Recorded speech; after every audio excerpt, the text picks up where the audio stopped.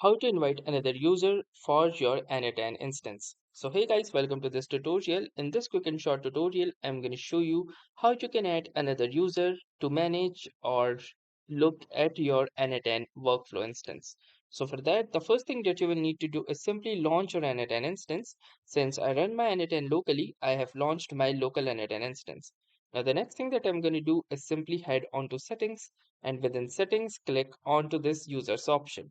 From here, I can see my primary account, which is linked with my n8n. And if I wish to invite someone, I can click onto this invite button.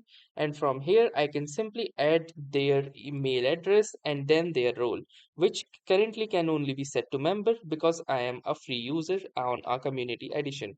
If you upgrade, you can also unlock the ability to create additional admin users as well. Now I'll choose this member option and click onto this create invite link, and now you can see that the particular invite has been successfully sent to that particular member, and I can simply paste the invite link for them. So that was all. Thanks for watching and have a nice day.